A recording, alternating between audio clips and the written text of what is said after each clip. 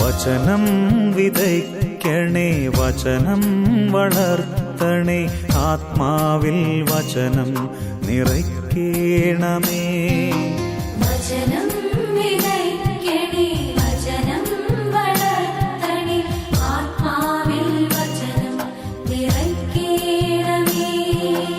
ധന്യനായ ഏകാധിപതിയും രാജാതിരാജാവും കർത്താതികർത്താവുമായ കർത്താവായ യേശുക്രിസ്തുവിൻ്റെ നിസ്തുല്യ നാമത്തിൽ എല്ലാ പ്രിയപ്പെട്ടവർക്കും സ്നേഹവന്ദനം.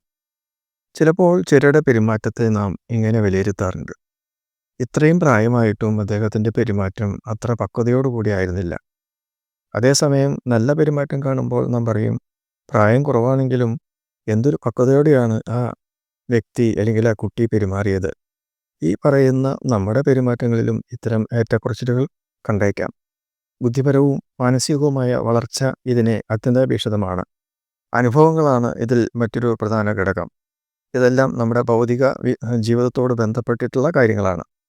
എന്നാൽ രക്ഷിക്കപ്പെട്ട ഒരു വ്യക്തിയെ സംബന്ധിച്ചിടത്തോളം ആത്മീയമായ പക്വത പ്രാപിക്കണം എന്ന് വചനം അനുശാസിക്കുന്നു. ആത്മീയ പക്വത യാന്ത്രികമായി സംഭവിക്കുന്നതല്ല.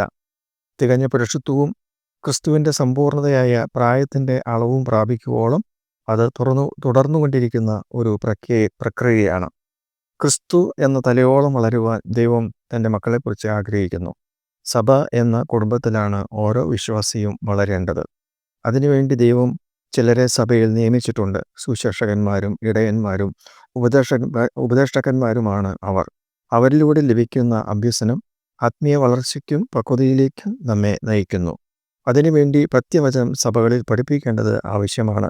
വചനം എന്ന മായമില്ലാത്ത പാൽ കുടിപ്പാൻ വാഞ്ചിപ്പിനെന്ന് പത്രോസ് തൻ്റെ ലേഖനത്തിൽ വ്യക്തമാക്കുന്നുണ്ട്. 1 പത്രോസ് 2:2. ആത്മീയ പക്വതയിലെത്തുവാൻ ഒരു കുറുക്കുവഴിയും നിർദ്ദേശിച്ചിട്ടില്ല. അതിനുവേണ്ടി ചില നിബന്ധനകൾ നാം പാലിക്കേണ്ടത് ആവശ്യമാണ്. ഒന്നാമതായി വേണ്ടത് സമ്പൂർണമായ സമർപ്പണമാണ്. അച്ചടക്കവും അനുസരണവും ഇതിൽ അടങ്ങിയിരിക്കുന്നു. ചുങ്കക്കാരൻ മത്തായി ഇതിന് നല്ല ഉദാഹരണമാണ്. മർക്കോസ് 2:14 ഇപ്രകാരമാണ് രേഖപ്പെടുത്തിയിരിക്കുന്നത്. പിന്നെ യേശു കടന്നു പോകുമ്പോൾ അൽഫായുടെ മകനായ ലേവി ചുങ്കസ്ഥലത്ത് ഇരിക്കുന്നത് കണ്ടു. എന്നെ അനുഗമിക്ക എന്ന് പറഞ്ഞു. അവൻ എഴുന്നേറ്റു യേശുവിനെ അനുഗമിച്ചു. യോഹന്നാൻ സ്നാപകനെ പോലെ നമുക്കും പറയാൻ സാധിക്കണം, അവൻ വളരണം, ഞാനോ കുറയണം. ഈ മനോഭാവം നമുക്ക് ആവശ്യമാണ്. രണ്ടാമതായി, പാപത്തിൽ നിന്നും വേർപെട്ട ഒരു ജീവിതം നയിക്കാൻ നാം തയ്യാറാകണം. എങ്കിൽ മാത്രമേ വളർച്ചയും പക്വതയും നമുക്ക് ലഭിക്കുകയുള്ളൂ. പാപം ആത്മീയ വളർച്ചയെ മുരടിപ്പിച്ച് കളയും. അതുകൊണ്ട് വചനത്തെ നമ്മുടെ ഹൃദയത്തിൽ സൂക്ഷിക്കേണ്ടത് ആവശ്യമാണ്. സങ്കീർത്തനക്കാരൻ പാടിയത് ഇപ്രകാരമാണ്: ഞാൻ അങ്ങയോട് പാപം ചെയ്യാതിരിക്കേണ്ടതിന് അവിടുത്തെ വചനത്തെ എൻ്റെ ഹൃദയത്തിൽ സംഗ്രഹിക്കുന്നു. സങ്കീർത്തനം 119:11. മൂന്നാമതായി, പരിശുദ്ധാത്മാവിനെ അനുസരിച്ച് ജീവിക്കണം. അത് വളരെ ആവശ്യമാണ്. അപ്പോൾ ജഡത്തിൻ്റെ മോഹം നിവർത്തിക്കപ്പെടുകയില്ല. ഗലാത്യർ 5:16 അപ്രകാരമാണ് പൗലോസ് എഴുതിയിട്ടുള്ളത്. എല്ലാറ്റിനും ഉപരിയായിട്ട് നമുക്ക് അനുകരിക്കാനുള്ള മാതൃക ക്രിസ്തു മാത്രമാണ്. മറ്റാരെ നോക്കിയാലും കുറവുകൾ കണ്ടേക്കാം. ക്രിസ്തുവിൻ്റെ സ്വഭാവം, ജീവിതം ഇവ അനുകരിക്കുവാൻ ഇടയായാൽ ആത്മീയ പക്വതയുള്ളവരായി ഉപദേശത്തിൻ്റെ കാറ്റിനാൽ അലഞ്ഞുഴലാതെ സ്നേഹത്തിൽ സത്യം സംസാരിച്ചുകൊണ്ട് ആത്മീയ വളർച്ചയിലേക്ക് ഉയരുവാനായിട്ട് കഴിയും. നമ്മുടെ സംസാരവും നമ്മുടെ പെരുമാറ്റവും പക്വതയോടെ ആയിരിക്കട്ടെ.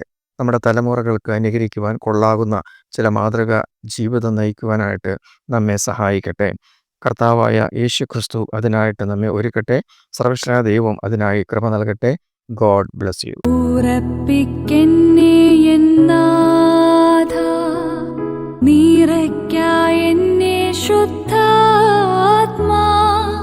ക്രിസ്തൻ മഹത്വത്താലെ ഞാൻ മുറ്റും നിറഞ്ഞു ശോഭിപ്പാൻ യേശുവെ പോലെയാകുവാൻ